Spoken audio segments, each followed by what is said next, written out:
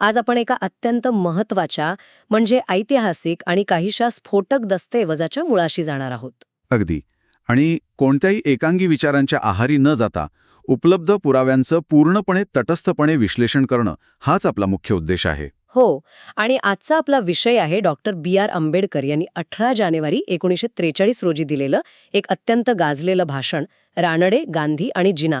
हे भाषण पुण्यात महादेव गोविंद रानडे यांच्या 101व्या जयंतीनिमित्त दिलं गेलं होतं. आणि यासोबतच ना आपल्याकडे एका दुर्मिळ हस्तलिखित पत्राचाही संदर्भ आहे, ज्यावर आपण पुढे बोलणारच आहोत.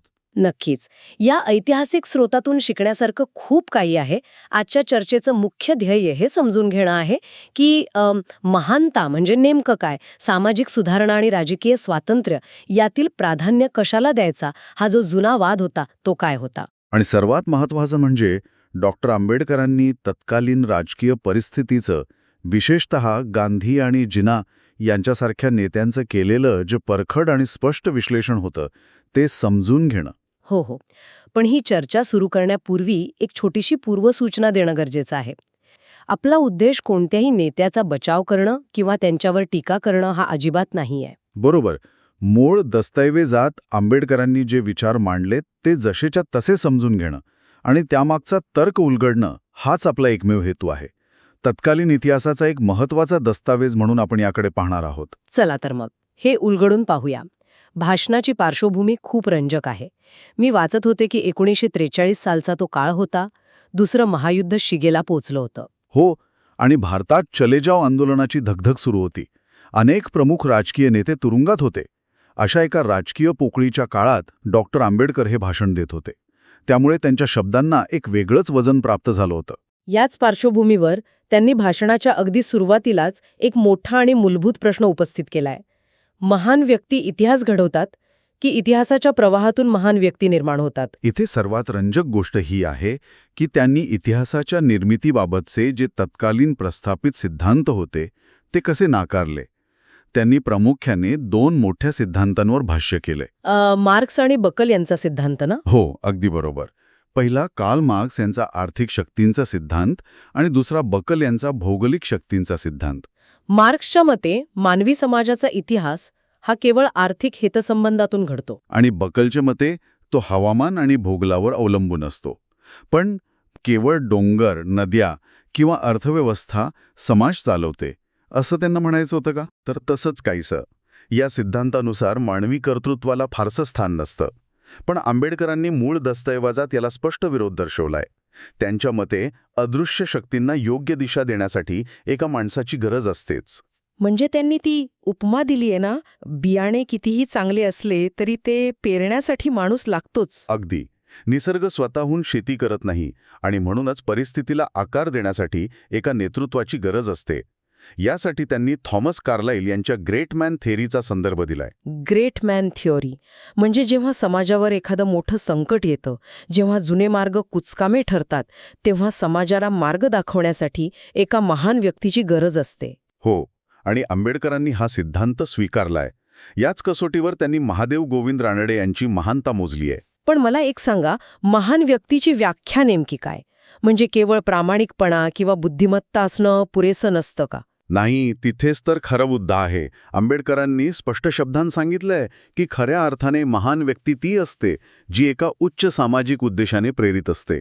ते रानड्यांचं वर्णन करताना 2 अत्यंत प्रभावी इंग्रजी शब्दांचा वापर करतात. कोणते 2 शब्द?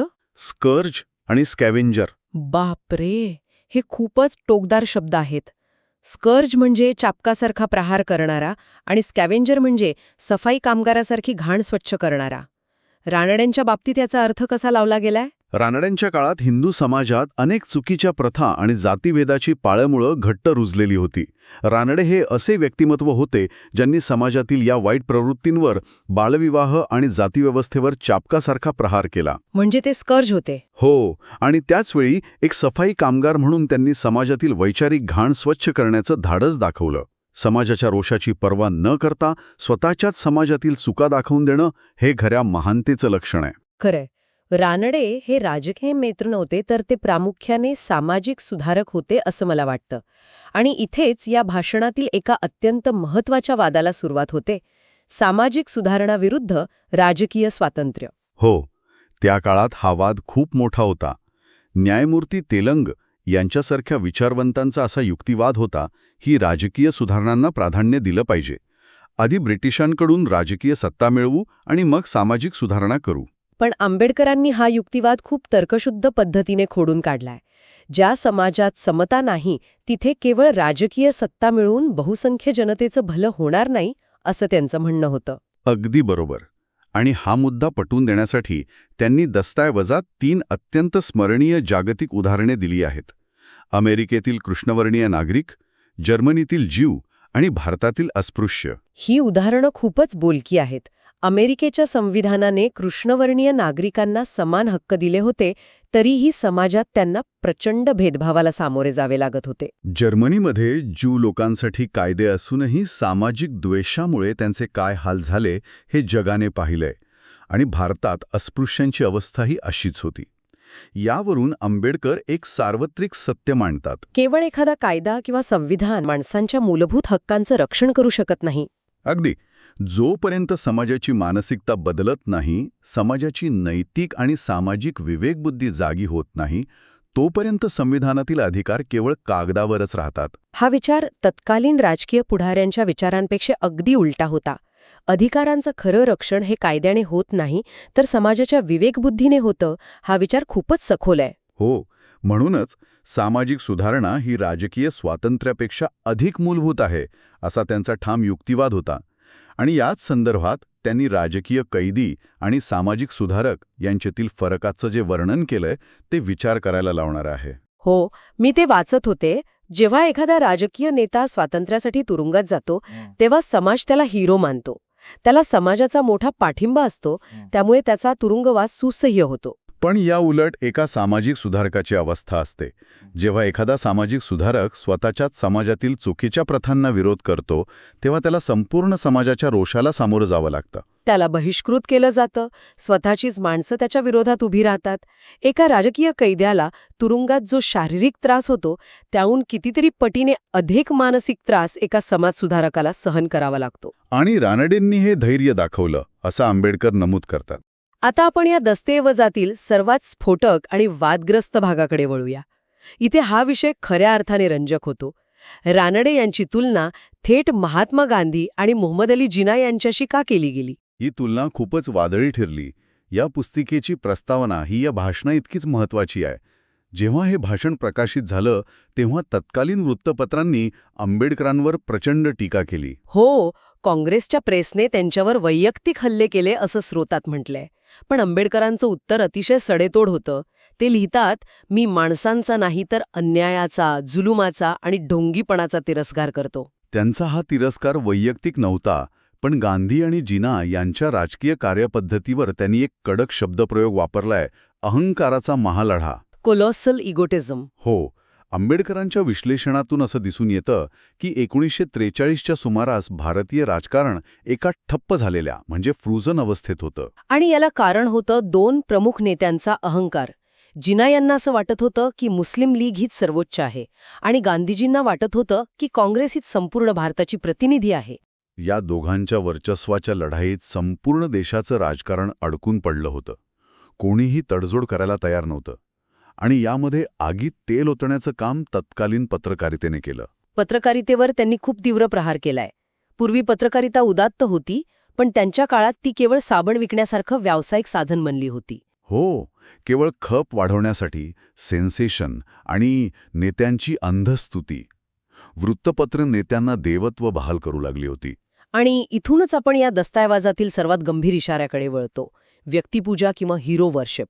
राजकारणात नेत्यांबद्दल आदर असणं वेगळं, पण अंध व्यक्तिपूजा राज्यासाठी किती धोकादायक आहे हे त्यांनी स्पष्ट केलंय. आंबेडकरांनी एक स्पष्ट सीमारेषा आखली आहे. धर्मामध्ये भक्ती ही कदाचित मुक्तीचा मार्ग असू शकते, पण राजकारणात भक्ती ही हुकुमशाहीचा म्हणजे डेस्पॉटिझमचा निश्चित मार्ग आहे. जेव्हा समाज एखाद्या नेत्याला इतकं मोठं करतो की तो नेता चुकीचं काही करूच शकत नाही असा समज निर्माण होतो, तेव्हा लोकशाहीचा पाया कमकुवत होऊ लागतो. अगदी अचूक. जनता आपली स्वतःची विचार करण्याची क्षमता गमावून बसते. तत्कालीन राजकारणात गांधी आणि जिना यांच्या बाबतीत हेच घडत होतं. अनुयायी त्यांच्या प्रत्येक शब्दाला अंतिम सत्य मानू लागले होते. रानडेंच्या काळात असा अंधेपणा नव्हता. ते एकमेकांशी वाद घालत पण कोणीही स्वतःला सर्वज्ञानी मानत नव्हतं. तर मग या सगळ्याचा अर्थ काय? रानडेंचं राजकीय तत्वज्ञान नेमकं काय होतं? जर आपण व्यापक दृष्टिकोनातून पाहिलं तर आंबेडकरांनी रानडेंचं राजकीय तत्वज्ञान 3 मुख्य सूत्रांत बसवले. पहिलं सूत्र म्हणजे आपले आदर्श हे वास्तवात आणता येण्यासारखे असावेत. प्रॅक्टिकबल असावेत. हो. दुसरं सूत्र, राजकारणात केवळ बुद्धी चालत नाही तर मानवी स्वभाव आणि मानवी भावनांनाही तितकंच महत्त्व द्यावं लागतं. आणि तिसरं सूत्र अतिशय व्यावहारिक आहे. तडजोडीची तयारी असणं. जे पदरात पडत आहे ते नाकारू नये. बरोबर. हाच तो राजकीय वास्तववाद होता. पण इथे एक विरोधाभास उभा राहतो. जर रानडेंचं तत्वज्ञान इतकं व्यावहारिक होतं तर त्यांनी स्थापन केलेला लिबरल पक्ष कालांतराने नष्ट का झाला? हा प्रश्न नक्कीच पडतो. त्याचं कारण काय दिलंय दस्तऐवजात? आंबेडकरांच्या मते लिबरल पक्षाचं सर्वात मोठं अपयश हे होतं की त्यांनी सर्वसामान्य जनतेशी कधीही संपर्क ठेवला नाही. नो मास कॉन्टॅक्ट. म्हणजे तो केवळ काही बुद्धिमंतांचा आणि उच्चभ्रू लोकांचा गट बनून राहिला? हो. त्यांनी या पक्षाची तुलना एका वर्तुळाशी केली आहे. पक्षात फक्त एक हायकमांड होती, पण बाहेर सामान्य जनता त्यांच्याशी जोडलेली नव्हती. कोणतीही चळवळ फक्त तत्वांवर चालत नाही तर लोकांशी थेट जोडलं जाणं आवश्यक असतं. आणि म्हणूनच तो पक्ष नामशेष झाला.